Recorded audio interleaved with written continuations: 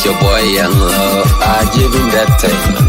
Pancho leg stand, Panchi America, Panji Dwal, Pancho leg stand, Panchi America, Panji Dwal, Ban walk on your leg, Kankaro, what on a watching, Oga leg, gear, pow, leg, Panda with Yay, Panchi America, Panya Dwal, Chingatongo Pandon, could you ever buy a check out? Paku Panda Jiro, what they be $1.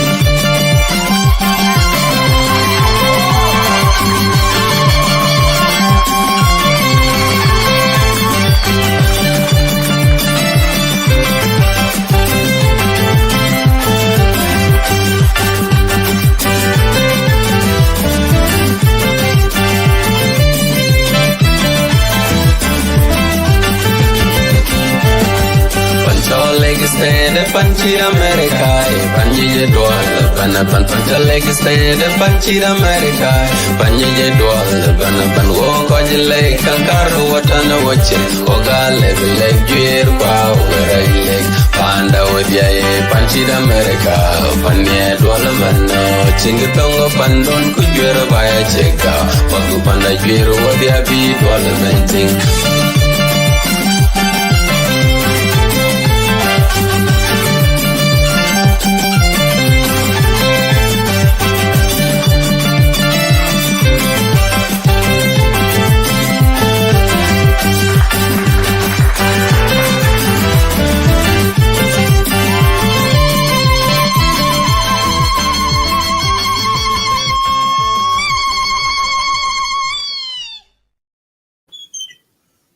Welcome everyone. Okay. Welcome everyone. Welcome to Lake State Media. For those of you who are living in Africa, in South Sudan, good evening, good morning, North America, good night, Australia. Welcome to Lake State Media. My name is Abraham Edmund Yakani. I'm one of the hosts today, and I have my guest this morning with me, Mr. Edmund Yakani. Welcome to Lake State Media again. So for those of you, happy Saturday. For those of you who are watching live in Facebook, YouTube, and also Clubhouse, thank you for joining us this evening and this morning. Please start sharing this video. Mr. Yakani, welcome to Lake State Media. How are you, sir? How are you doing, sir? Been a while. I'm fine. I'm pushing on, of course, in Juba and struggling and battling with our lifestyle of South Sudan. So I'm fine, very good, doing the best, working with the communities. We just concluded the governance forum, one of the things that take a lot of my attention. But otherwise, health-wise, I'm okay.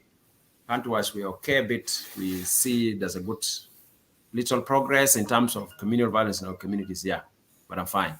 That's good. Yeah, I see you guys have been so busy doing stuff, which is good, you know.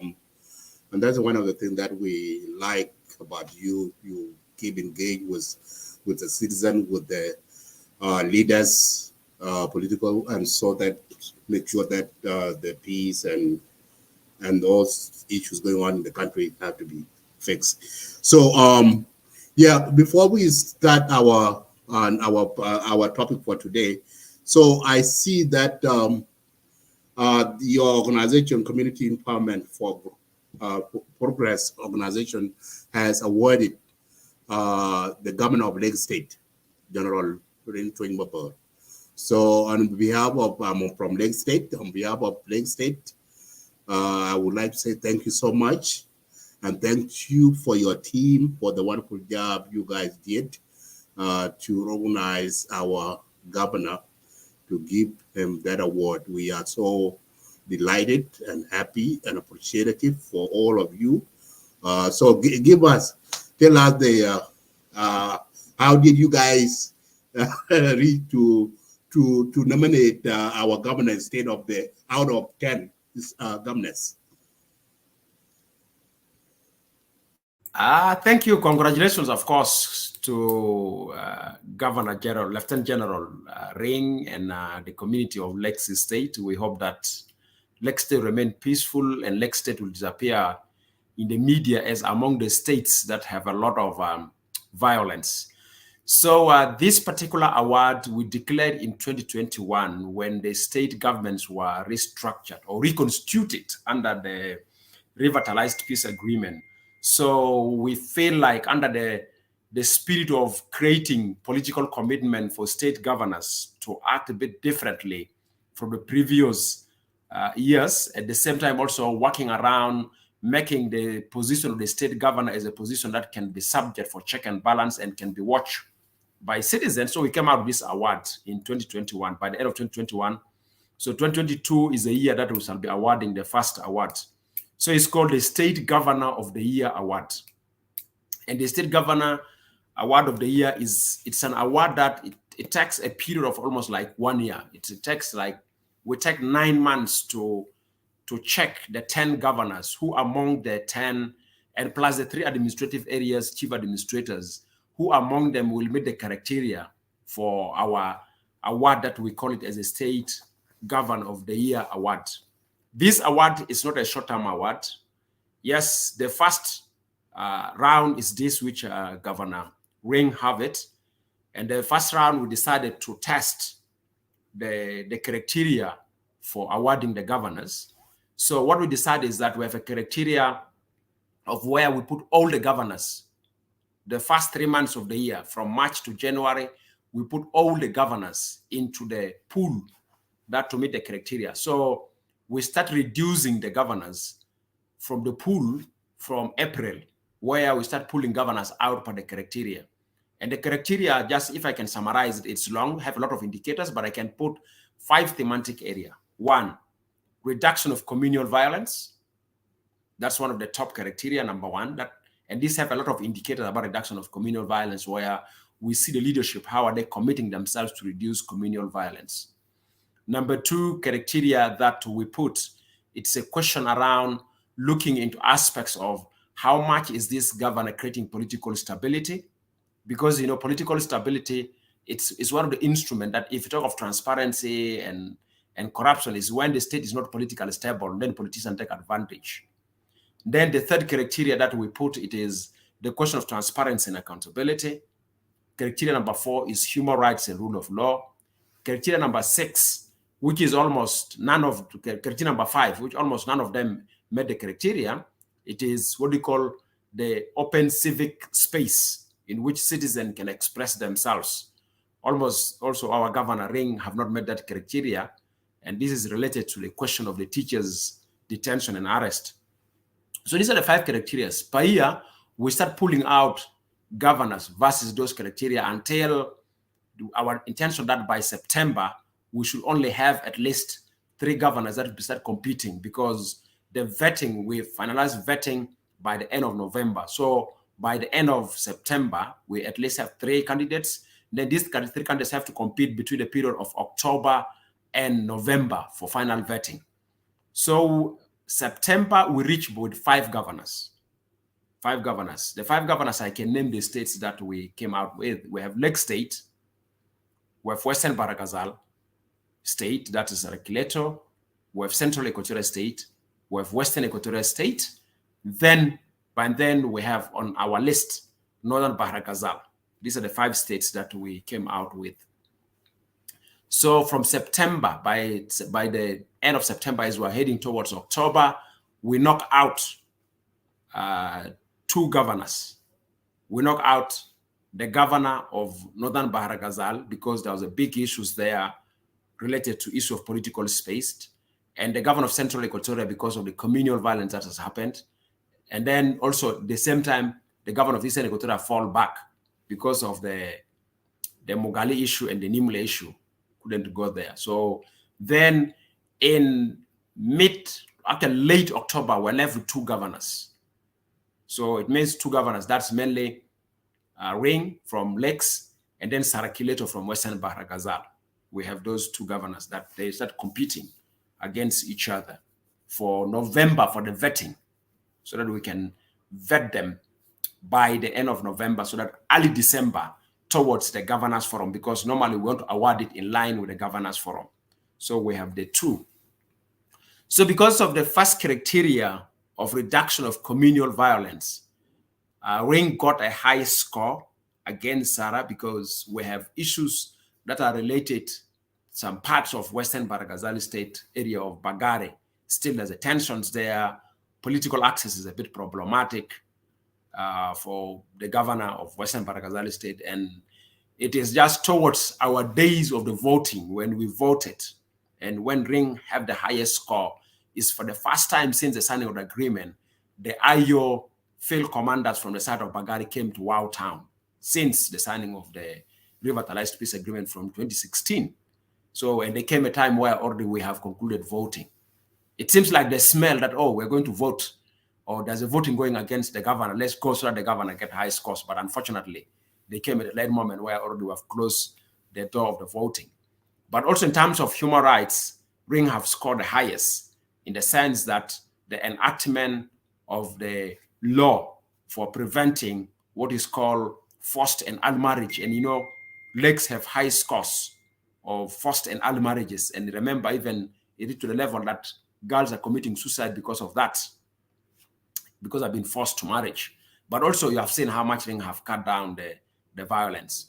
But in terms of transparency, in terms of rule of law, they share almost equal percentage with Sarakileto because the issues of detention of the teachers, remember teachers were arrested, they were taken to court, that have somehow scored less scores towards Honorable Governor Ring with regard to, but of course, at least the way when we push advocacy, later on he responded, and that has given him equal ring. So he scored the highest score that qualify him to be the governor of the year based on two main criteria: reduction of communal violence, and we are aware that Lakes is now completely outside the media in terms of intercommunal violence. After 6 months, we registered 2 cases of communal violence after Ring was in power, which is a very good case study. And also he have a score that is the highest score by protecting girls from forced and early marriage. But he have shared some of the percentage almost equal with the regulator around transparency, around questions of rule of law. And in terms of political stability also, he have gained, they share the same equal thing with Sarah. Remember, Lakes then had a problem between the IO and the IG, and that led to the former governor was relieved and Ring went in and stabilized politically the relations between the IO and the IG.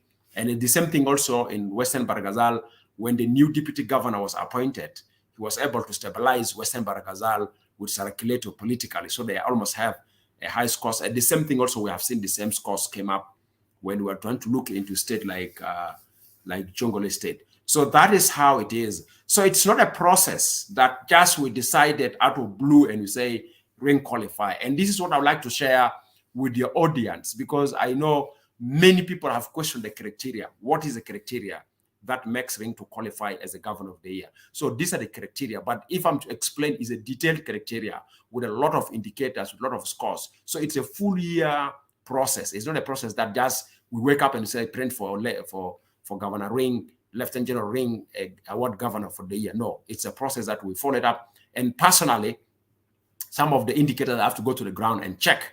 And remember also we have offices. We have office in Rumbek, led by our colleague, somebody called Daniel Lat. He's based in Rumbek. He's a lot of work going there. Also, we have office in Wow, led by our colleague called Stephen Robert. They are doing a lot of work following the questions. And remember, in Lakes, we have questioned issues of revenue, transparent in terms of collections. It's a very great misunderstanding between us and Ring, but we managed that, and also Ring responded positively. So these are the things that make Ring to qualify to be our governor of the year.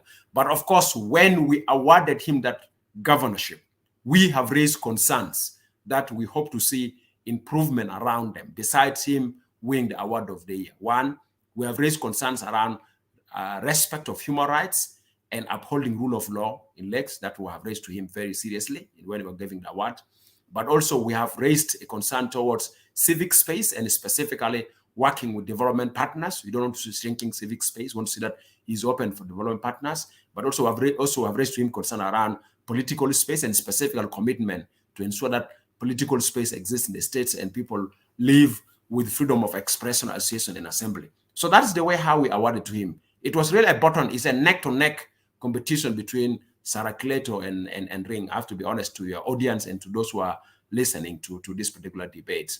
But of course, we hope that next year, because this is the first pilot, we check the first pilot work well. So next year, we'll be changing the approach. The approach will be that we'll be having a public call for people to nominate their governor of the year, and then we'll have a panel of jurists, which will be declared public rather than like what we have done this year, because we want to make it as a rotational award process that have connection with the governors forum annually, and so that we can assess our governors. So also our governors feel that they are not free now. They're subject for an assessment from public opinion so that they get it. But obviously it have challenges.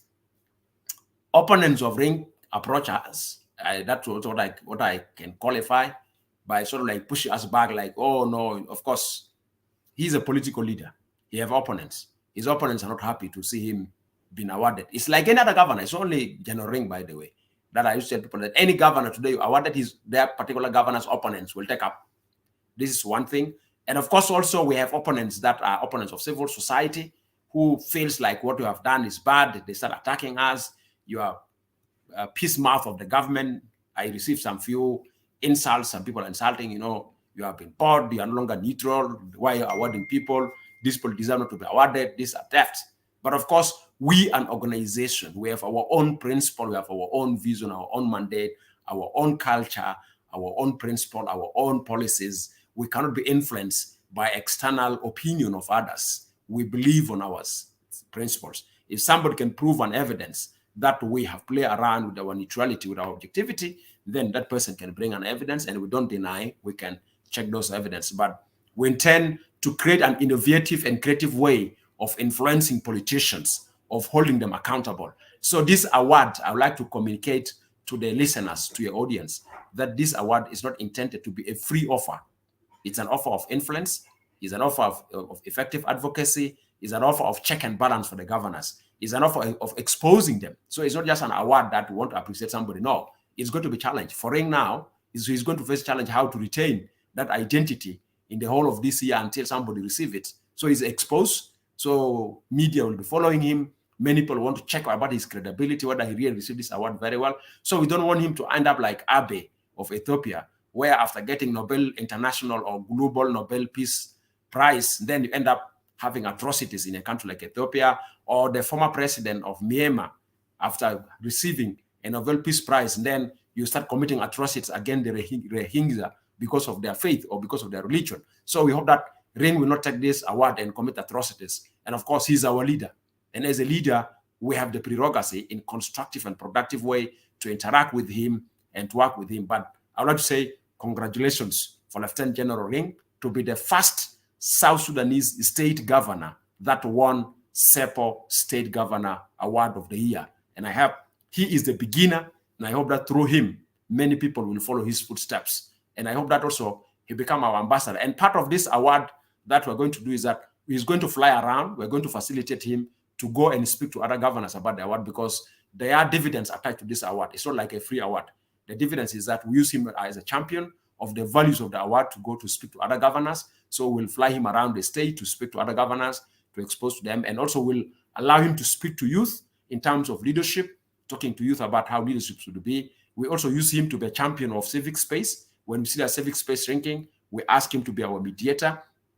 In terms of the returns to the community of Lakes, so because Ring took the award, Lake State become our state priority #1 in terms of developmental and governance projects. So in terms of our next 2023 projects year, will be much more focusing at Lakes. So we'll be increasing our project and our engagement as a dividend, because this award is not meant to benefit Lieutenant General Ring as a person, is to benefit his leadership for the benefits of sons and daughters of Lakes State. So Lakes become our #1 area of priority that we're going to eye on it. What I can share with you now as we speak, per now, we already got a project of $143,000. We're mainly looking at that particular triangle of Lakes with Unity, Lakes with Warap. So we're trying to look at that triangle of Chebet and Rumbek North. We want to stabilize. In another way around, we're trying to invest and build what is called Wunlit Village,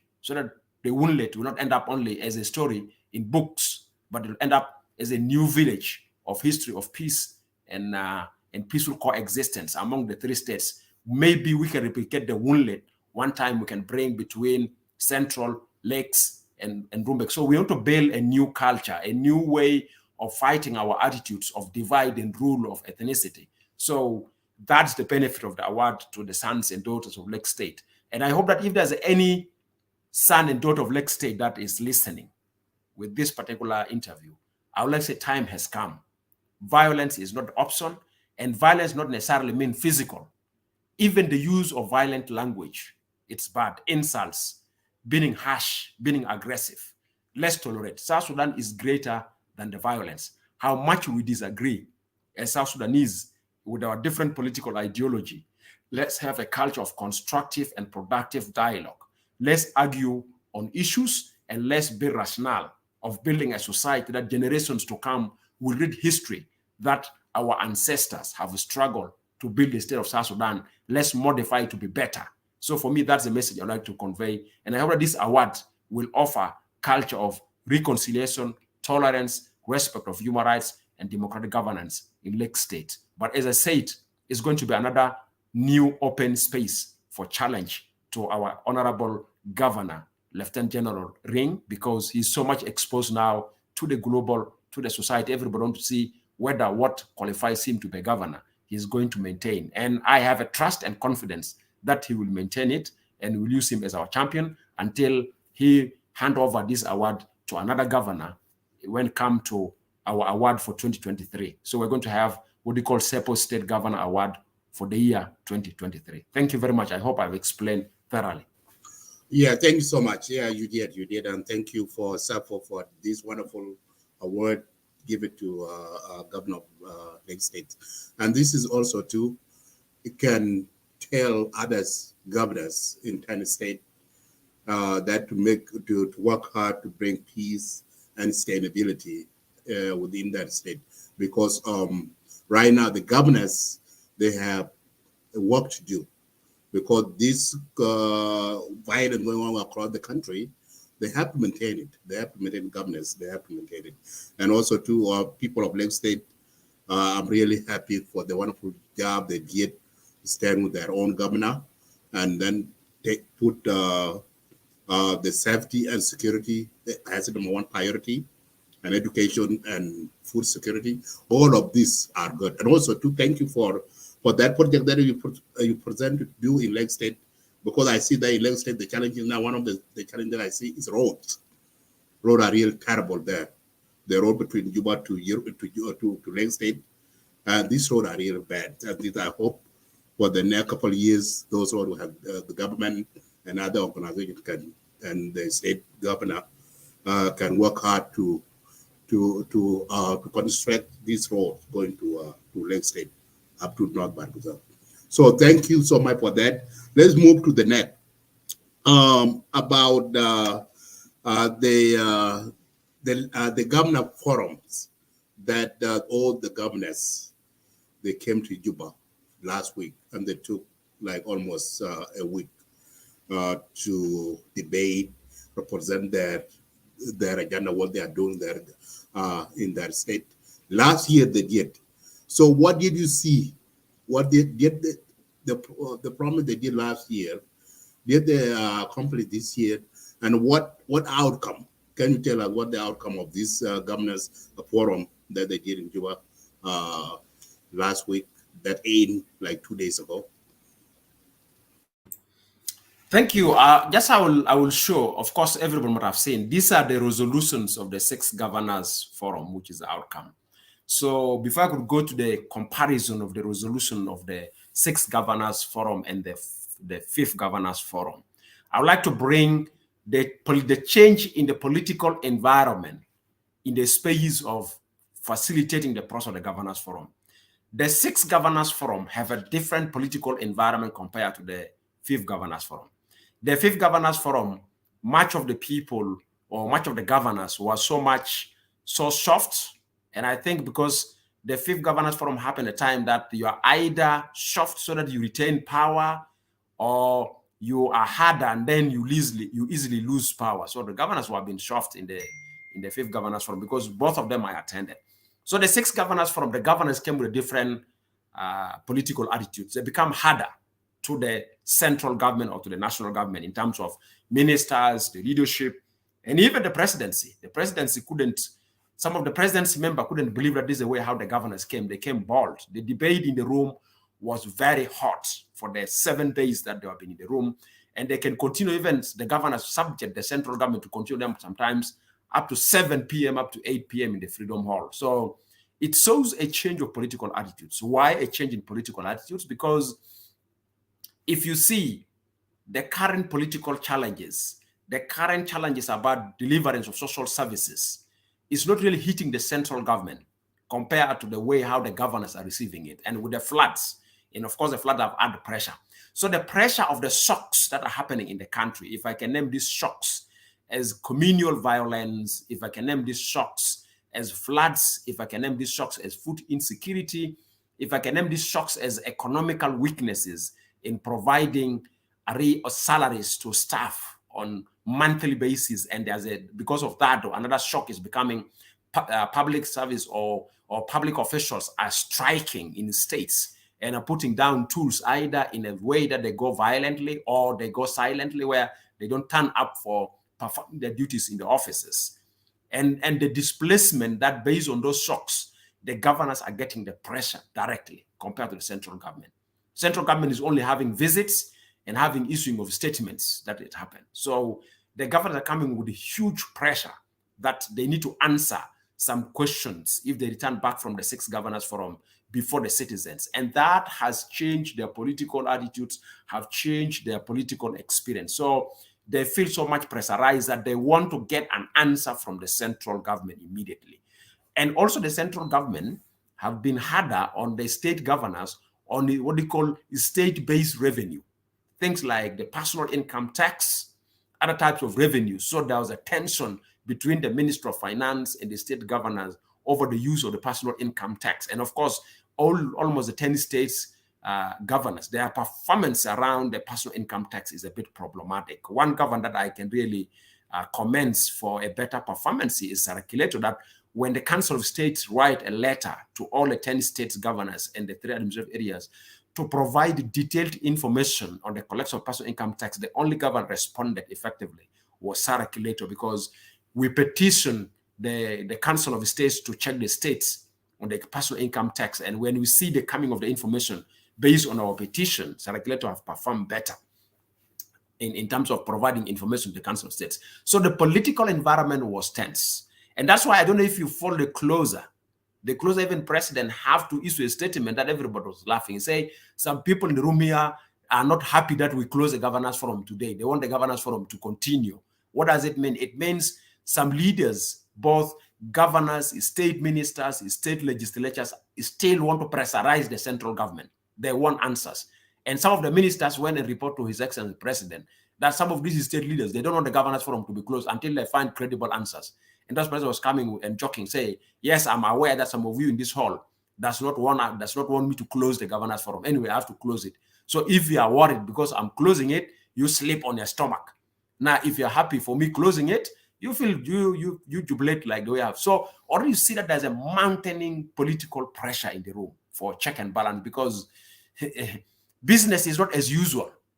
Business is no longer as usual. So I think the 6th Governors Forum, I will say, it has created a room that at least the intergovernmental linkage between the state and the central government was under question. Some ministers were thoroughly questioned, and specifically Ministry of Finance or the finance institutions. Because for the finance institutions, the minister want to present, but the governors insist, no, we need a panel. We need a panel of the what they call finance and economic related institutions. So Ministry of Finance, Central Bank, National Revenue Authority, they are all brought and they are put in a panel. They are properly questioned, scrutinized, and they are able also to justify themselves. And the panel, the beauty of the panel, that also they are able to expose some weaknesses of the central government in mismanaging money. And the Minister of Petroleum have come boldly and exposed how much we are losing and how much there's a pressure that coming from the global community towards the oil, and how much Sudan is stealing oil, which I think later on it backfire for the minister to be denied not to attend a meeting in J1 because of exposed some secrets of how much Sudan is cheating us with the oil, whether related to the oil in ABA or some, what do you call, secret transfer of crude oil by Sudan in the oil field that we are not in charge of it up to now. And that has raised an eyebrow in Khartoum. Khartoum responded the following morning by having a meeting with the Excellency President, and they have to kick out the minister. They say, this young boy is a noisy maker. He is creating a problem, tension. So, of course, that's the beauty of young people in power that we want, that at least you stand for the nation. You don't stand for the political affiliations or the appointees who appointed you. So I feel that is a tension. The room was really hot. The PIT have created tension between state legislatures and the governors, the executives. It was beautiful. I wish that the seventh one will become more hotter than the sixth one. So that's it. And this tells you the content of the resolutions of the sixth governors forum is more stronger than the content of the resolutions of the fifth governors forum, because people become keen on the language of the text, how it is. Though there's a one common weakness that I can expose that we have seen in the sixth governors forum, actually from the sixth governors forum, right from 2012 governors forum. This weakness started right from 2012 because I've been closely monitoring this process as an organization. So CEPO closely have been monitoring the governors forum. Every year we have to prepare ourselves and evaluate it. So from 2012 until this particular governors forum, there's a common weakness is that the central government does not want to take responsibility to. What is the weakness is that normally there's no effective mechanism that will follow the implementation of the resolutions and recommendations of the governors forum. In 2012 governors forum, one of the recommendations was made that there's a need to establish a monitoring mechanism. This monitoring mechanism is to monitor the implementation of the current of the governors forum resolutions from 2012, but also to evaluate the performance and the preparation of the governors forum. So this particular common weaknesses continue until the sixth governors forum is one area we push harder, and we need to see a secretary established. And the minister and also the president, Honorable Benjamin Marial, say this mechanism is not there, but it's not functional. But we push harder. We did lobby with also some ministers, some governors. They have buy-in. We have lobbied with some few diplomatic community that we need to see effective secretariat, and with the donors who are funding it. So we push for that secretariat. We hope that the secretariat will be established, because in the sixth governors forum, they have agreed that yes, with that secretariat, it's very tough to do check and balance. Because of the secretariat that will follow the implementation of the recommendation resolution of the governors forum will give us chance to customize the resolutions, because the resolutions are so open that it's not customized, like which particular states have which particular recommendations and resolutions they have to implement and which particular ministry. But if you have a secretariat, then the secretariat have to move from one state to another, from one ministry to another to implement. And the other thing that shows the beauty is that it's in this forum that president has made a strong statement that I've never seen since 2012 in the governors forum, where he directed the Minister of Finance to ensure that there's a funds allocated to translate the resolutions of the governors forum or the committee of governors forum to reach to the attention or to the benefits of the citizens, because president have felt it. And how president felt it, this comes from the following activities, and which personally I know some colleagues of mine may not accept, and some audience of Lake State may not accept. The evaluation we did, where we say only 90% of the fifth governors forum resolutions were implemented, was effective. It has influenced opinion, it has influenced political environment, political thinking, and that has led, after 5 days after our report was been circulating, of course I will share with you, I received threats from some government officials based on that report that were being posted, and I was directed, and I was terrorized that I should download that report from online. In one of the media outlets, Sudan Post have uploaded the report, so I was forced that I should download that report to not be hanging in online. But I refuse to say, look here, I'm independent, I'm objective, I'm not having any political affiliation. Let it remain there, if whatever I want to do. So I received some threats behind that report. But you see, 5 days later, Adija drew a cartoon of resolutions of the fourth governors forum, where they are packed in what they call National Archive. The fifth governors forum resolution are packed. The sixth governors forum came with the huge resolutions, and the persons came resolutions to the National Archive. And president have quoted the cartoon of Adija. He reminded the governors that, look here, public have lost trust on the process of the governors forum. They don't believe that the resolution and recommendation of adapting is there. And he say the public is out there crying. And those are the words of the president. And he reminded governors and the political leaders at national level that if you are not aware, I want to remind you about a cartoon drawn by Adija. And even he told the audience the day of where the cartoon was drawn. And have the cartoon. I can share the cartoon later on. Of course, I'm quite sure many people have seen the cartoon. And if you go to Adija Facebook page, you see the cartoon there where he drew the cartoon, like where resolutions of governance forum are packed into the archives. And I think that have moved the president. And I know Adija was influenced based on the report that when we did the evaluation of the 5th governance forum, which I'm proud to say that actually at least our advocates have worked, have drawn the attention of Adija to draw that cartoon. And the cartoon have Adija, I congratulate Adija, his cartoon have worked, his cartoon have influenced president until president was able to quote it, until president was able to make directives for the Minister of Finance and Governors to implement the 6th governance resolution. So I think that's how it looks like. Now, where is the difference to conclude with?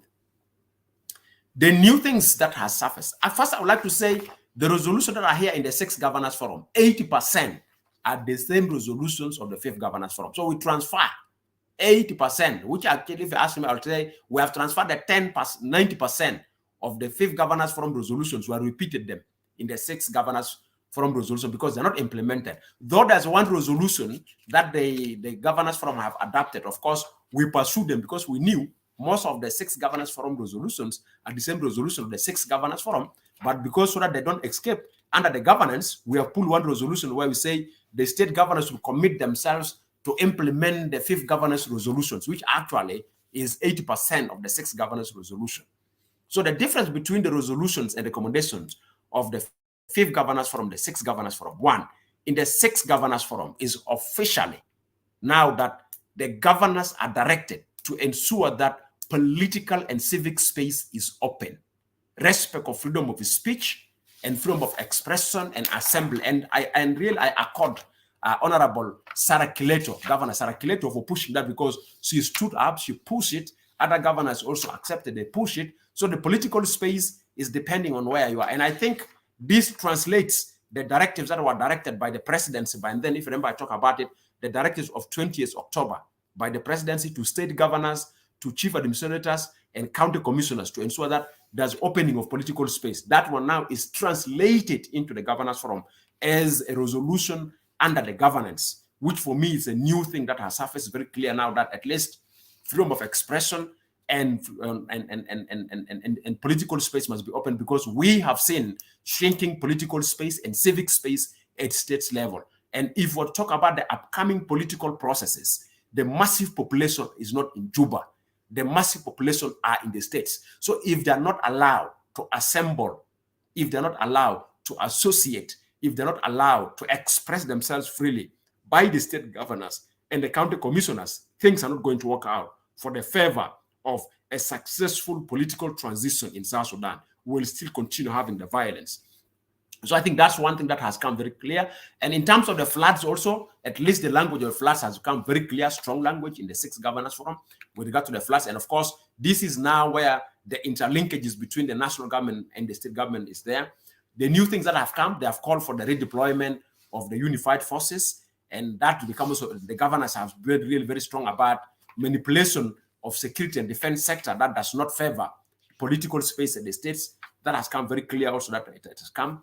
Another thing that has come very clear is management of intercommunal violence, and with specifically with reference to Ngok and Twitch Dinka crisis. It was come out very clear, very strongly that this issue have to be reconciled, and these have referred back into the question of boundaries to be based on the first 1956, and is a prerogative of the central government to take up that. But there's also a question of review of laws, specifically around the revenue sector that contravene, and the governors have called they need more delivery or more relief of some revenues from the central government to the state government, so the state government have a best source of revenue. That's a new thing that has come out.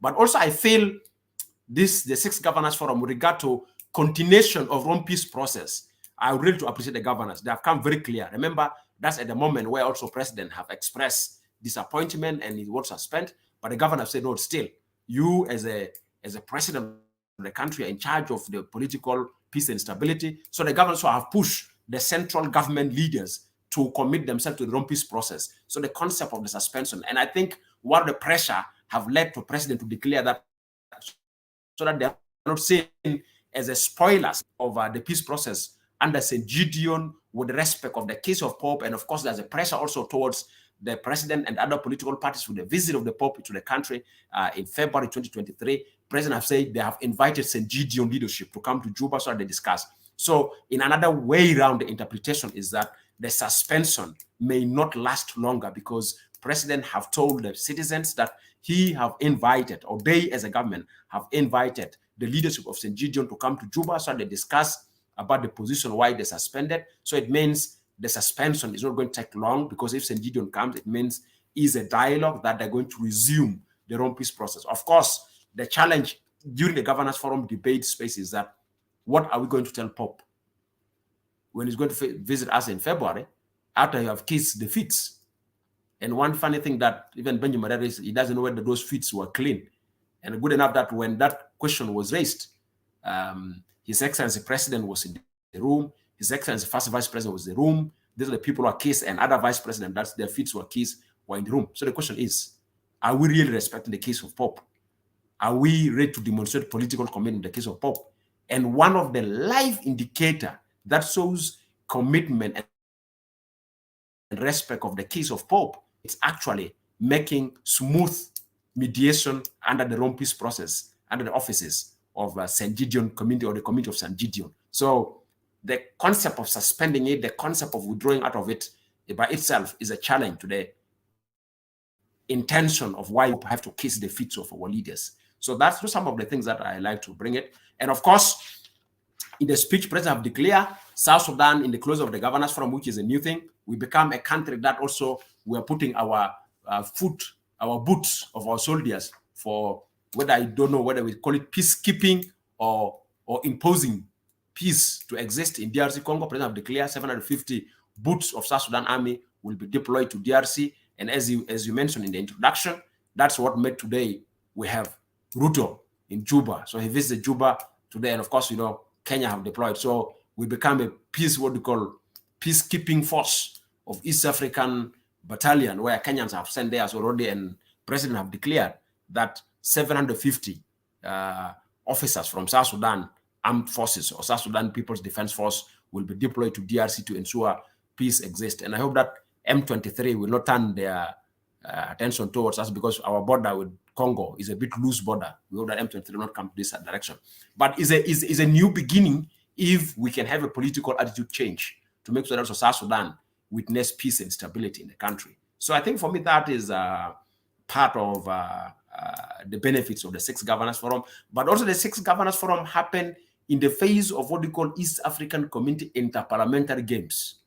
So also somehow our neighbors, Kenya and Uganda, were also, you know, peeping and looking into the Freedom Hall. What these governors are doing, what are they discussing? So there's a bit of regional pressure also around the Governors Forum, that some of the governments, their MPs are around and they're watching.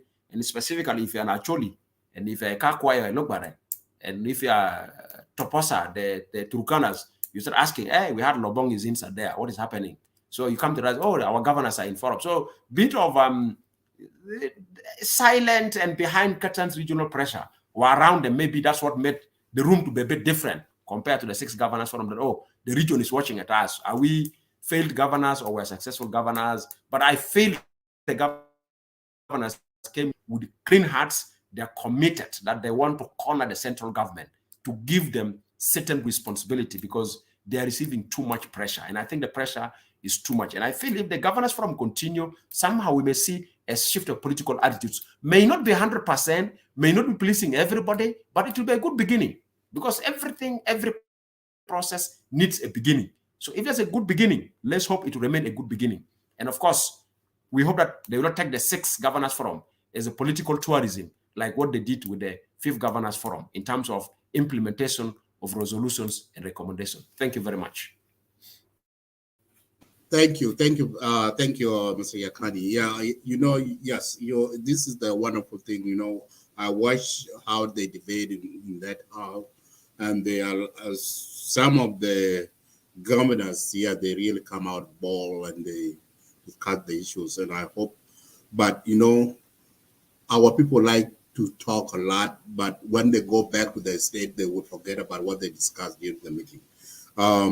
So let's move to regarding about invitation of, and before I go that, so you know, you mentioned something regarding about in that governor forum.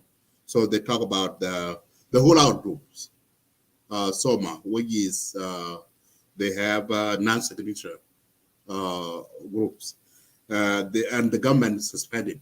You talk about the suspension of those groups, peace talk in Rome. In that letter that government of South Sudan read about the reason why they suspended this all-out group is because one of the reasons they find out that there is this group, they are prepared for war. So as a white dog, an organization white dog in the country, did your organization find any evidence show that this group, all-out group called SOMA, or they are non-signature groups, do they have any military that they are organized for the war in the country? Did you find any evidence showing that in the country? Thank you. Obviously, answer to this question may be a controversial answer, but the reality is, before I could provide the accurate answer, the reality is that the more you have fragmented opposition, the pathway to reach a concrete solution is longer. The more you have a unified opposition, the pathway to reach solution is shorter. That's one thing that I would like to put it very clear. So the better we see the coalitions that are out there that are non-signatories to the revitalized peace agreement coming to a single umbrella to build a consensus on a political pathway is actually beneficial for the government in terms of really dealing with, and I'm one of the person who was full-time in the revitalized peace agreement. But then we have a problem before SOA was established. Some of the parties are briefcase parties that have no any political objective. They just like the word signature. Is there any document from the mediation table? Yes. Signatures required? Yes. I'm a political party, so and so. If there's no signature, they're silent. When it comes to signature, they start surfacing, we're a political party. And this and ask him, okay, show us your political party is either in a flash or in a briefcase. So, but how many will you deal with such flash and briefcase parties? So the more the opposition build coalition, the more they come together, the more they build consortium. For me, it's actually beneficial for the government in reaching a short pathway for peace because they're not fragmented. So one of the things I feel that might have been badly analyzed is the coming together of recently, the oppositions coming together and establishing themselves into one package. The coming of, because, you know, there's this trend of SOMA Rome-based under Thomas Rilo, SOMA from Rome to Nairobi to Naivasha, you know, back to where CPA was negotiated, and there's argument that, you know, some of the SOMA leaders have occupied the room of late Dr. John Karang, where it's supposed to be occupied by the government, you know, that particular cheap social political culture will not help us. So the more the opposition come together, so coming of SOMA under whether Malong or Pagana Moom and Thomas Rilo, they're coming together politically, and even they're coming together militarily of what is going on, for example, in Sudan. It's of benefit because now you deal with the one unified single entity than having separate entities that have different objectives and different interests. And remember, peace process is based on a foundation where you don't have the things of win, and lose. It's based on win-win. It means the principle of giving and take is a principle of mediation. So you have to give something in and you have to take something. It means you need to compromise. You might have objectives, but you have to compromise for the other side to give you something in compromise for you. So compromise. So one of the compromise in negotiating table, you can't compromise when you have too many players on the table. It's not easy. This one can compromise, another one get and antagonize for you there. So the more you bring different players into a coalition is a benefit. That's first thing I'd like to make it as so politically and militarily, if the opposition can come as a single entity, that for me is an opportunity to the government in dealing with single unified entity. Even if the opposition have their differences, If Thomas disagree with the Malong or disagree with the Pagan, or Pagan disagree with the Malong, or Pagan disagree with Thomas, as long they now take a responsibility that, look here, our personal disagreement shouldn't subject the country to suffer, the citizen to suffer. We need to come together. For me, that's a benefit. That's a benefit. Unless if somebody feels violence is an option, then you want to split them. Look at the experience of Kitgwang. Now look at what's happening in Upper Nile. When you have different individuals with different objectives split up, look at what happened now to our population of Cholok and the population of the Nuer. It turned now something that we have never experienced in history, that now crime against humanity is happening between the fighting around the groups of the Kitgwang. That's one thing. Militarily, to be honest with you, we have not seen militarily. Of course, people of security and intelligence, they may have their own evidence. But in terms of that really waging, people want to wage a war. I don't think even we're fighting force. Let us be honest here. When you say you want to go for a war in the current situation where we are in, I don't see there's a ready human resource for military war, whether with the government or whether with the opposition. Because what am I going to fight for that I don't have any return? One of the return that you fight when you have a stability. We don't have a stability. Even under the revitalized agreement, still there's a question of stability in this. So for me, the incidents that were used to be justifying a military wage of war, those incidents are happening across the country. So I don't think that those incidents justify withdrawal.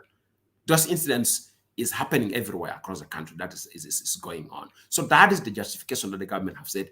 And of course, militarily, you can see there's a continuous dialogue that is going on between the different armed groups, and Khartoum is hosting them. Okay, so they're having meetings, and it's there in the public domain. It's not something secret. It's published in the public domain. They met, they discuss, they take pictures, they post the pictures for trying to build coalition. Yes, you may have it as a different interpretation. They are preparing for it. But for me also, the more that they come together as one single entity, it's easy to manage them than when they are scattered. So for me, that's the observation as a watchdog that I would like to see. So for me, the better you go to Rome, the groups are unified under one umbrella. So they become one entity, vast government as an entity, that which is a benefit. But the more you go to Rome, new people merge, new people come up, because still that will prolong the peace process. And I think that's for me the basis. So that's why with respect and honor to the position of the government and to President Salva, we call them that, no, don't withdraw. The concept of suspending it is not good, because the concept of suspending it, actually, the consequence is that new other individuals who have aspiration will take advantage of that particular environment and say, okay, let me launch also my movement. You know, everybody will go for it. But the more you use peace dialogue, the more you use mediation, the more you suspend new people coming up, you push them to a corner that you go and join the coalition if you have objectives there. So for me, that's the benefit that I like to say. So evidence of a war, apart from what we see is going on between the Kitgwang groups, I don't think the country is going to experience other than that. And of course, also, we have seen Malong been complaining that his forces have been attacked in the side of Western Equatoria, in particular, Tombora, that always, I think more than 3 or 4 times, he's been saying about that. And remember, they are in the phase of deploying supposed to be monitors under Citizen, because I remember the latest development around the Rome peace process was deployment of monitors that represent Soma under Malong and Pagan to monitor, but later on they withdraw because of those attacks. So for me, one of the things that if asked me to conclude as an answer to this question that you have raised is that we need a change from our politicians. Our politicians, whether in the government, in opposition, they need to change their political attitudes. This tendency of shifting positions and shifting objectives, shifting interests from a certain period of time, you want to change the direction where you're heading to, is really confusing. And is a clear demonstration of lack of political maturity. Is political immaturity that they're doing it. There's no political maturity. Political maturity is defined when you stick to your objectives. Political maturity is defined when you're able to make what you call compromise for the sake of peace and stability that benefit the citizen, not benefiting you with the titles, with the positions, or with agreements that brings you to certain power. Political maturity is you don't be rigid. You don't be rigid to arguments. When people argue with you, don't be rigid. Give yourself up a room to get that. Political maturity doesn't mean that you want to retain things that always should benefit you alone and you don't want others to question the way how you're administering public power. So both sides, being it the government or being it the opposition, they need to demonstrate political maturity. And political maturity that have consistency of what you want and what you want to get it even if take number of years, be consistent so that at least you reach a solution. But behaving like a chameleon in political negotiation or mediation is not beneficial for the best interest of the citizens, honestly. So that's my answer to your question. Thank you very much. Yeah, you answered very well. So while I move on to the next, so this non-signature social opposition group, and now they call themselves at the National Conscious Forum, they propose a round table discussion conference. And they say that they want us to do a round table conference. Did they approach you with your organization to join the roundtable conference or not? Before I move to the next, we have not received any official communication, but of course, in the social media, we have seen the roundtable call that is going on. But of course, as an organization, we have not received any invitation from them. We have seen it, and I've seen they made it as an inclusive roundtable. As long, let me tell you this is really my message to all South Sudanese. As long we have a space where we can exercise culture of non-violence, where we don't subject our citizens for displacement, we don't subject our citizens to violation of human rights, we don't subject our citizens to face food insecurity, we don't subject our citizens to feel threatened that they cannot assemble, they cannot express themselves. Wherever the space is, let's take advantage of the space. Because nation building is based on maturity of constructive dialogue among citizens of that country. Remember, even where today some of us are beating drums, we are in a world called developed world, Western world, world of democracy, world of good governance, world of respect for human rights. That thing didn't fall from heaven to them. They gain it through dialogue. They gain it through really putting down guns, but critically arguing, challenging themselves, and building consensus. Because state belong to everybody when we build the status on the principle of national consensus, national objectives. So for me, I would urge, and also if the opposition are serious in that particular roundtable, should be an objective roundtable that bring an end to violence. Because we have seen similar attempts. National dialogue have been attempted, the resolutions were dumped away. I remember one time people were in Baghdad, those commitments were dumped away. We may go for this one, another group may break out that no, that roundtable, we are not part and parcel of it.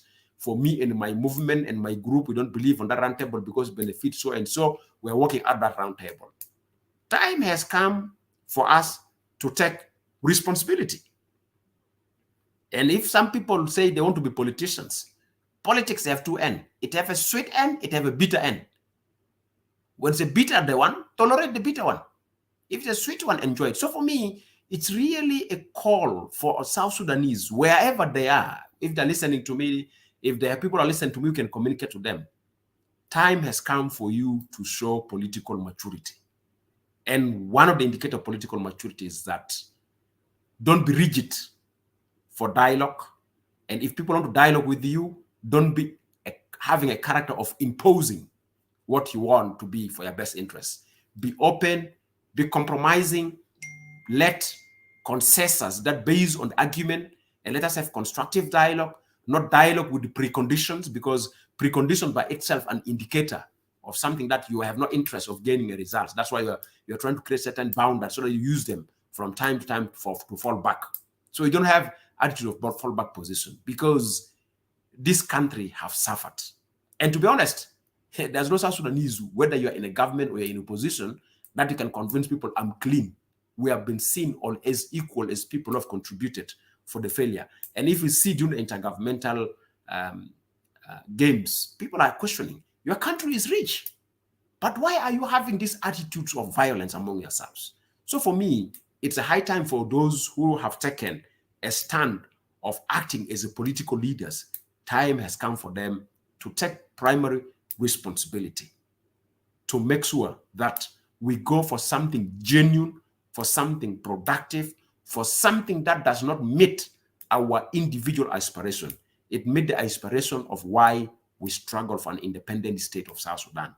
And that's mainly the people, the citizen, should be the beneficiaries of our political argument, of our political debates, not us benefiting with the titles, with the positions, with the spaces at the international level. No, we must benefit our normal citizen in the villages that are in the face of the floods or in the face of the communal violence. So for me, both government and opposition who are non-signatories of that agreement have responsibility to have a political attitude change and drive. So this call of the dialogue, we should see it positive, and we should see it meaningful, we should see it productive, but also those who are behind it, we need to see them showing responsibility, that this is just not like the usual games we have seen in the other locations. So for me, that's the call, that's the level. And of course, anything inclusive for the best interest of the nation normally hold water, but anything exclusive, not for the best interest of the nation, will never hold water. So for me, that's my message.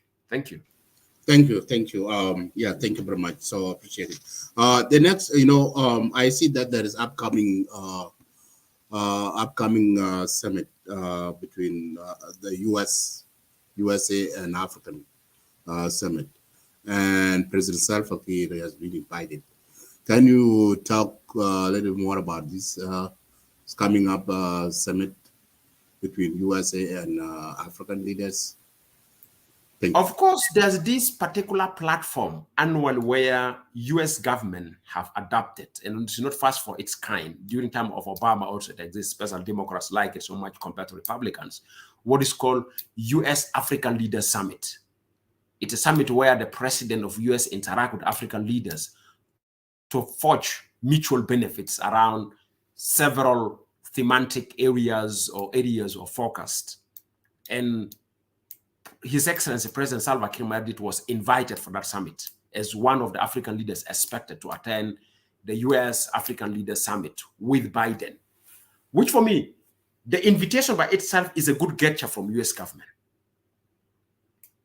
And for me, of course, when I saw the first time, we as an organization, when we saw that first time as an organization, we picked it up. And we picked it up from angle of calling the leadership in Juba and also the leadership in opposition, that the invitation of South Sudan to attend the summit, whether being it government or maybe some opposition leader might have been invited to attend the summit in some session, this would be an opportunity of renegotiating our foreign relations with the US. Because for me, the gesture of the invitation, it is a key for opening a door for a bigger opportunity. And of course, this invitation is a key for renegotiation of foreign relations with US, because US fall apart with South Sudan in the way how we conduct ourselves in terms of administering public issues, public resources, playing cards of global relations, global affairs, and then in terms of economy, where we are and how we deal with businesses. And of course, we are not an island of our own, so that we say we can live without or with, or we can say X is our permanent enemy for us and Y is the best friend permanent for us. There's no permanent friend, no permanent enemy in global community politics. So you need to have link and connections with others from time to time. So for me, I feel the US-African Summit leaders is an opportunity for South Sudan. And for Juba is an opportunity to renegotiate foreign relations with the US. So the idea is that abstaining from that is not for me good. And if you ask me, as a citizen, as Edmund, what can I recommend to President? Actually, I would recommend for President to attend in person.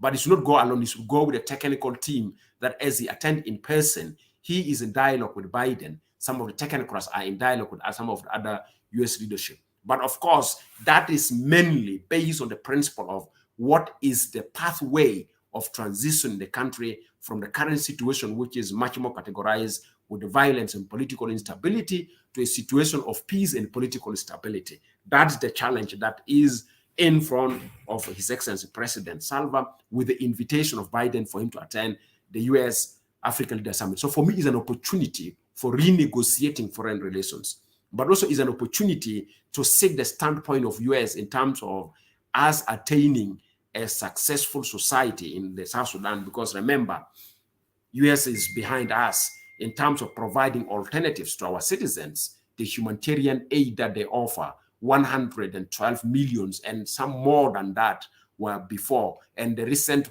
almost 43.5 million for youth economical empowerment. These are all opportunities that with that invitation, which is a good gesture, which Juba should take advantage of it in terms of renegotiating relationship with US, and that means too much highly. And I think for me, even if in Juba, that should be also an inclusive process where opposition should be given the space to join the renegotiation process of the US, so that we sort out ourselves as a nationalist with the US administration, as a government, and once for all, and we start picking up a new pathway. Because to be honest, whether we like or don't like, transition is required in South Sudan.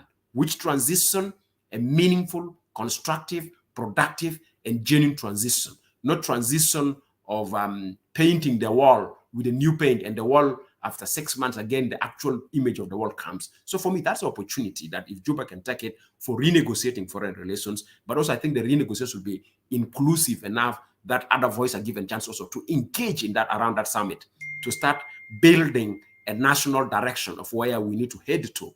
And of course, as I said, whether we like it or don't like it, transition is required in our country, because we need to transition from the position and the situation where we are now to a better situation where we aspire when we demanded for independence for the Republic of South Sudan from the rest of Sudan. So for me, I think that's the opportunity. So it means experts are needed in various issues. I know we are having a challenge. We don't have a foreign policy as the Republic of South Sudan. We have what you call policy statement, which is not matured enough, but still, in the absence of foreign policy, we may define foreign interest objectives and foreign interest indicators and results that we want to gain through the invitation that comes from US to attend the US-African Leaders Summit. And I think that opened a window. And even that may shape us to have an opportunity also to interact with African leaders and African leaders to forge mutual benefit of how to influence US leadership. So for me, that's the call I would like to make. If you ask me, my recommendation is that my appeal, actually, I would recommend for His Excellency President to really attend in person and take advantage of that, because he's been very straightforward in terms of the arms embargo. He's been calling for lifting of the arms embargo, and he's been blaming that arms embargo is meaningless. And when some of us say, why are you really questioning the arms embargo? And while people are killing themselves, we have been leveled as people who are enemies of the state. We have been supporting arms embargo and all that. But the opportunity of calling for the lifting of the arms embargo is actually the invitation to the US-African Leaders Summit. So if you can go in person, instead of the public statement we have, that's the opportunity to really question and to go to a hardcore talk over the issue of arms embargo, individual sanction, economical sanction, travel ban. For me, that invitation is an opportunity. Door is open for them. Yes, you're arguing over these issues. Come, let's sit, let's discuss, let's build mutual. And of course, you know, human beings, we normally build consensus through dialogue, through argument. There's nothing wrong with argument. There's nothing wrong to go to hard talk, that you really talk on issues that clean your heart from having grievances towards one end or towards another group or towards an individual. So for me, the summit is a golden opportunity for the leadership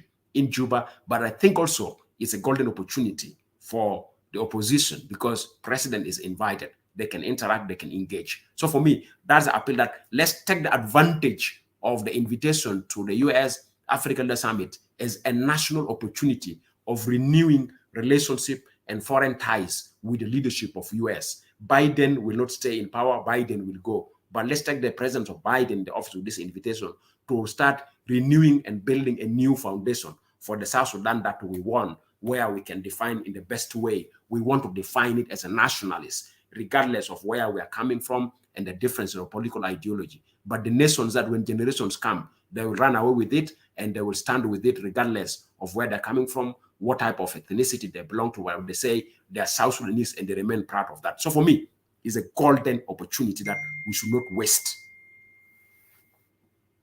Thank you. Yes, you're right. You're right. Because this, I think President Salva Kiir should go in this summit, because you know, to have this relationship with the United States is important for the people of South Sudan and for the government of South Sudan, because you know, during the referendum, U.S. stand with us. Without U.S., the independence will not be achieved. So, and this is very important that the government of South Sudan should work hard to fix their relationship with the United States.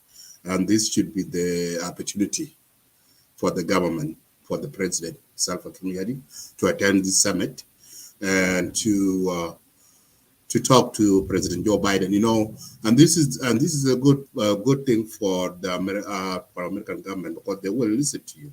And Joe Biden, Democrat Party, is a good party that now, because they can have dialogue with the government of South Sudan. If there are some stuff that their relationship went sour on the way, they can fix that. And I hope the government of South Sudan can do that and take this invitation as important, and let the president go and meet with the president of the United States. For being said, I seen for the past 2 days, I seen the SPLM political bureau. They having a meeting in a Freedom Hall. It started from the 30th until the 2nd, which is yesterday. And I hope today is the last day. So, and they were having a meeting, and I see the list of the new faces into SPLM Liberation Council political bureau, and the new people joined, and they all were there. So the list, I see that 35 people are member now, and I also seen that the first Vice President, Dr. Yakani, is not on the list, and former Press Secretary, Secretary General Pagana Mom is not on the list, and Paul Malong Awan is not on the list. So, and these were the member of SPLA, and I understand the reason why, because I see the letter that a couple of weeks ago, the SPLM take a decision to take the membership from Best Vice President Dr. Yak and Pagan, because they have their own political party. So the question, as we know, these 3 or 2 people, they have the SPLIO, real SPLM, and they are carrying SPLM name. So, and they have political party. So what do you think about, can you give us your opinion regarding about that meeting that SPLM conducted at the day, and they appointed the new faces into the party? Thank you. Thank you very much. My take as an activist, as a watchdog looking into that, first, I hope that the political space that SPLM is enjoying should be a political space that so other parties will enjoy. The same way they're enjoying the political space, they should avail other parties to enjoy. That's the first call I can make for that. But for me, to be honest, as an activist, as somebody who feel and who wish that from time to time our country should be peaceful and stable, for me, it is a new political trend build up. Of course, remember, after 1 year, 2024 is not very far. It's the next door. Elections is coming. So these are electoral preparation processes for December 2024. That's one thing. Secondly, I want to mention is that it's now clear with this 3 days meeting of the SPLM with the restructure of the political bureau, Arusha agreement is finished. Arusha agreement is dead. And what are the indicators? The removal of Dr. Riek Machar as the first vice president, and then Pagana Mum from the SPLM political bureau and Paul Malong is clear indicator that Arusha agreement is no longer something of interest. It's no longer valid. So actually the 3 days have buried Arusha agreement into a coffin, and there's no more Arusha agreement. That we're going to talk about the unification of the SPLM parties and factions. That's one thing that I'd like to give it as an observer, as an interpreter, that Arusha is gone. No more Arusha anymore. And there's nobody who can beat drums that Arusha is going to come up there. So that is done. And of course, These have implications. What are the implications? The implications, number one, is that Dr. Riek Machar have to establish his party, and Pagan have to establish a party. And for me, as an advice, also as an activist, I advise them. Yes, I know, unless if they believe in Arusha, then there's a issues of legitimacy here about their dismissal. If Arusha, they believe they still Arusha function, but I think Arusha is already killed by the SPLM. Arusha is no longer a legitimate process. By really restructuring the party, I don't think Arusha is working. So that means what? It means it's a high time for Dr. Riek Machar and Paganamum to take a political direction. Because if you want a political change, and if you feel that that particular board where you walk out of it is not a good board, you create a new board and go with it. Because at the end of the day, it is not the party that determines. It is the citizens with a political programming and ideology and a manifesto that will beg the citizens to go. So this argument around we need to remain instead in that party, because one of the things that asking is a legal foundation of argument around whether you should remain in the party or you should be dismissed from the party. And that dismissal is legal, is not illegal. If the people who are supposed to be the custodian of the Arusha have buried it already, so what do you want else? The next thing is that take a new color. So my advice will be for Dr. Riek to establish IO and take advantage of the political space. As I've said in the beginning, that I was at SPLM to prove themselves that they are a matured political party, and the party, ruling party, they respect principle of democratic. Of course, under the agreement, then there's the last thing that the ruling, they are partners in peace. Based on the principle of partners in peace and a giant party and party that respect democratic principle, they should give political space for other parties to establish themselves in the same manner.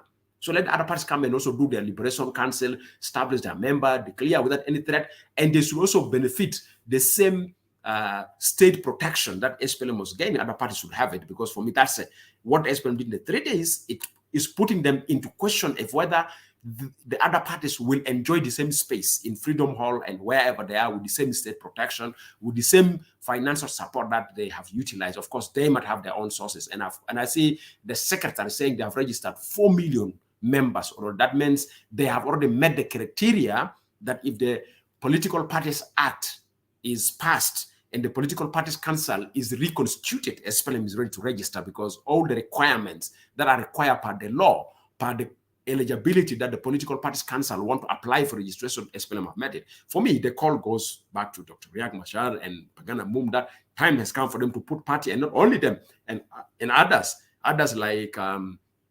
like Paul Malong, like Thomas Cirillo, time has come for them to put their parties and establish it. And those who are inside the government also, they need to put there, because these are an SPLM. Unless if you are undercover of SPLM, then say, oh, we're okay, political process is going on well. So others who are also inside calling the opposition, let them show their color, because one of our big challenge in this country is that when political establishment have no clear identity, even it will challenge us in voting in 2024, because we need to go for election 2024 where political identities of political actors is clear known. The colors are known.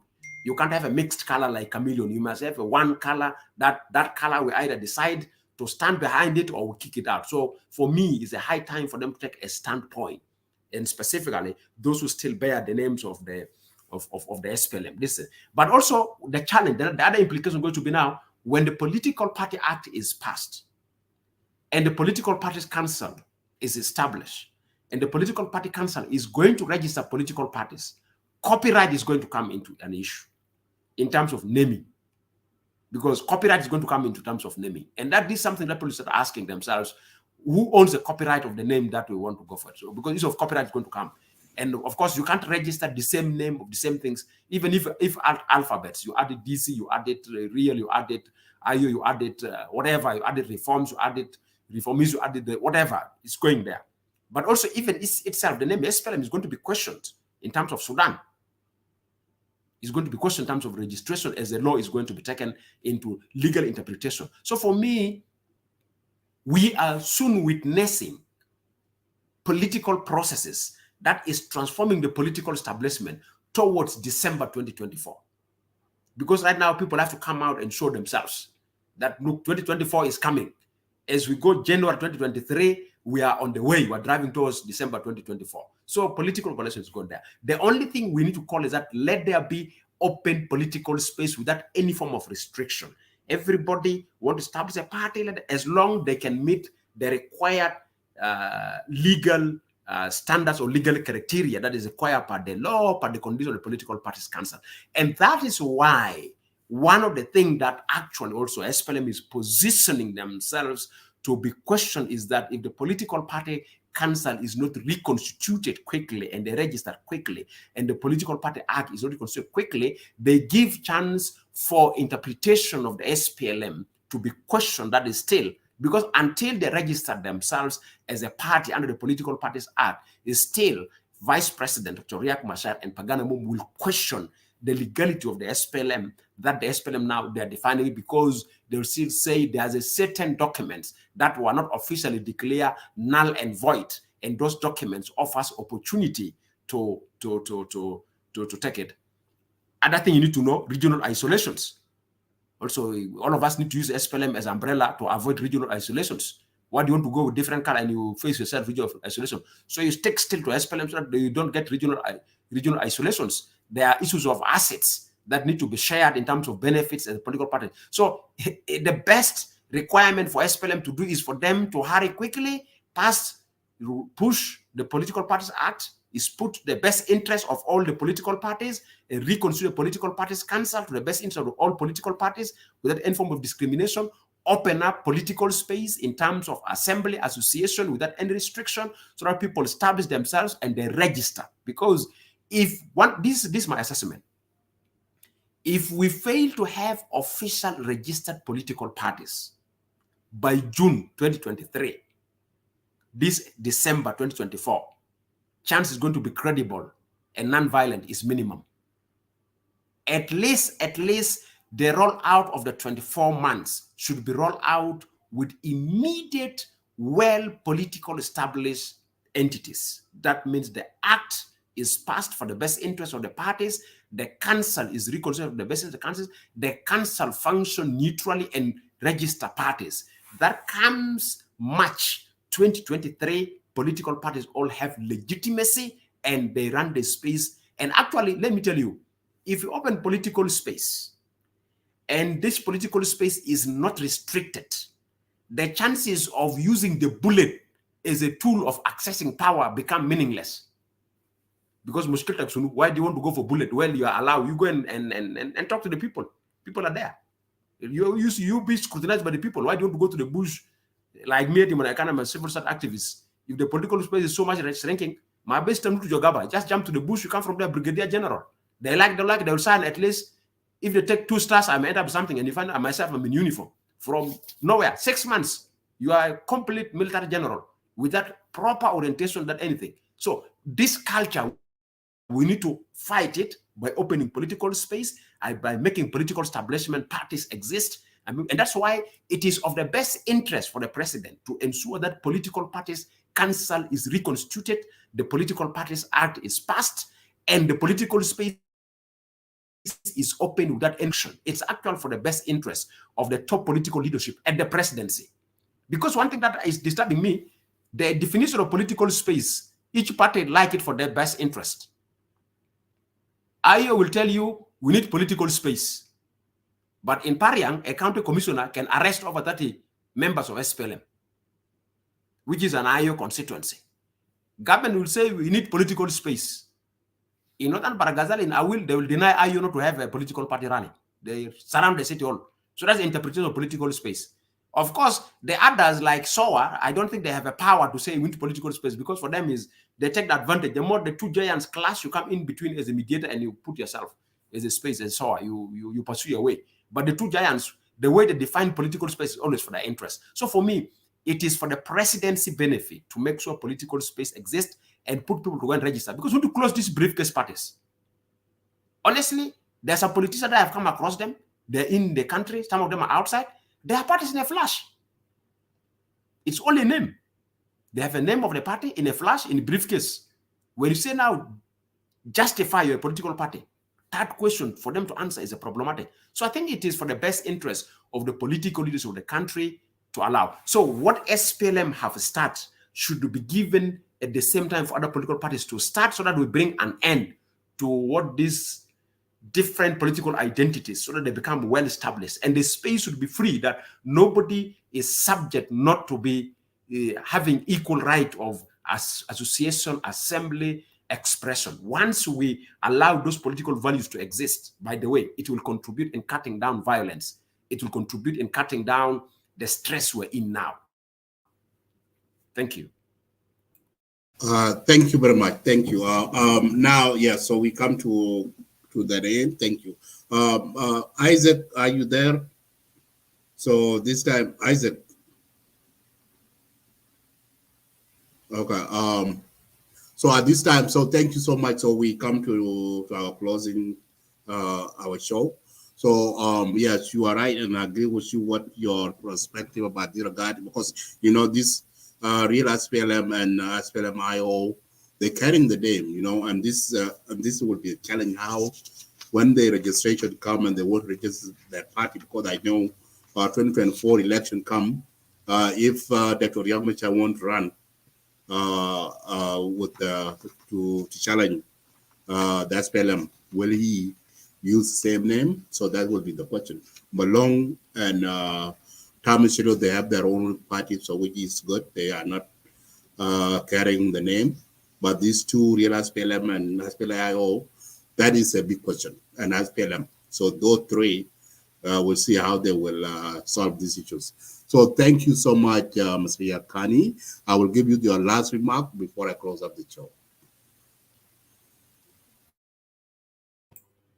Thank you very much for hosting me. Of course, my remarks will be around the thematic areas of discussion. One, with the 6 Governors Forum recommendation resolution, my appeal and my call to the political leaders of the country is that let these resolutions and recommendations be implemented as stipulated by the final document of the resolution recommendation. Otherwise, the failure to implement it, actually, it is an increase for public doubt and trust for the function of the government, whether at national or at state level. That's my recommendation, that if they can implement, they can gain the trust and confidence of the citizens that they are political leaders for the best interest of the nation, not for the best interest of their personal ambitions that they might have defined. That's my recommendation. So is that towards the US-African Leadership Forum, I think as South Sudanese, there are different constituencies. Let's take advantage of that. And in particular, I will really make an appeal that President need to attend in person. That's a big opportunity, golden opportunity on the table, that if he goes and meet Biden, he can win a lot of gains for the best interest of the nation. And I think also, as I say,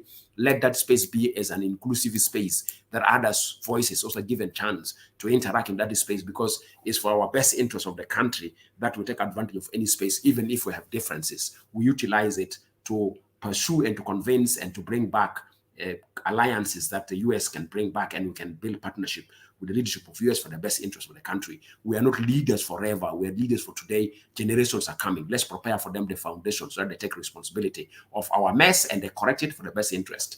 That with regard to the summit.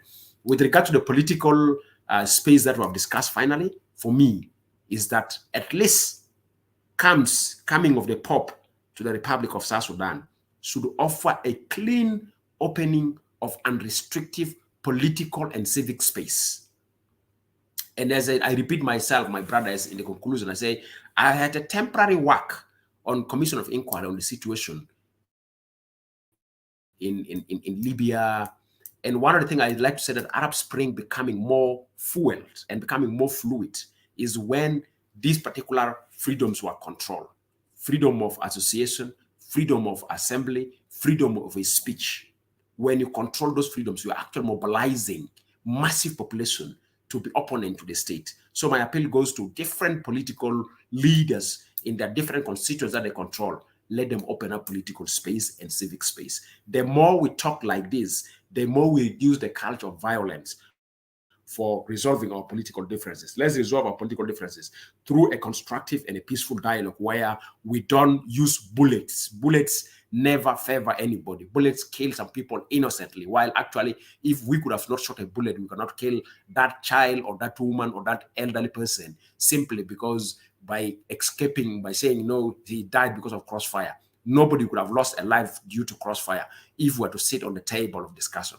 And finally, my appeal still go back to the government that there's a need for them to go back to the peace talks in Rome, and the opposition who are in peace talks in Rome remain objective. Both for government and opposition who are in the peace talk in Rome demonstrate political maturity.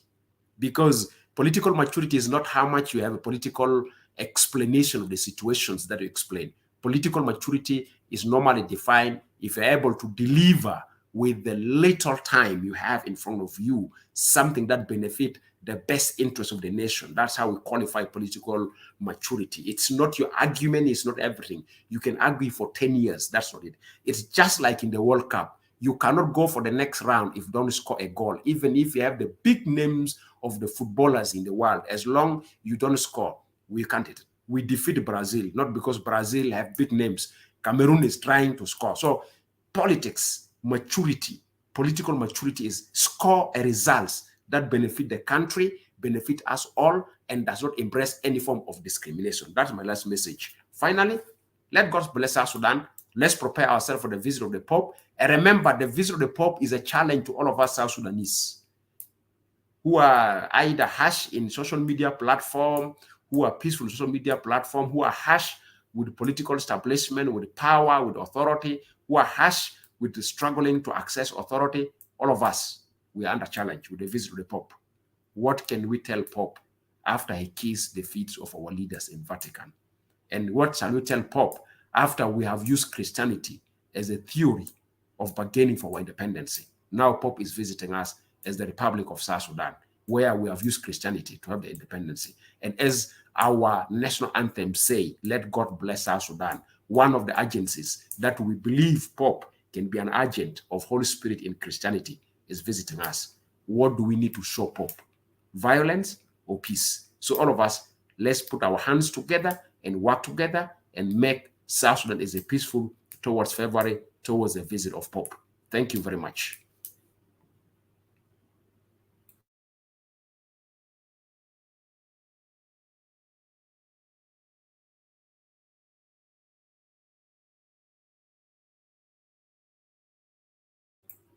You're muted. You're muted. Thank you. Yeah. Thank you, Brother Yakani, for coming to Legislate Media. So we happy to have always having you in our media platform and to give us and advise people of South Sudan what's going on in our country. Peace is one of the things that we are preaching. Our people have a peace and harmony we need. And we need all this violence going on to go away and people focus with the development in our country. So this is the wonderful things. We will see you back again when we see some of the issues going on. And for being said, thank you for those of you who are watching in Facebook, YouTube, and Clubhouse. Thank you so much. Have a wonderful day and a wonderful night. Thank you, Yakani. Thank you. Have a good night. It's your boy Young Love, I give him that thing. Pancho legs stand and punchy America. Panji Dwal, Pancho legs stand and punchy America. Panji Dwal, Ban walk on the lake, Kankara water no watching. Oga level leg, gear, power, leg, Panda with Yay, Panchi America. Panya Dwal, Vano, Chingatongo Pandon, could you ever buy a check out? Papu Panda Jiro, what they be Dwal venting.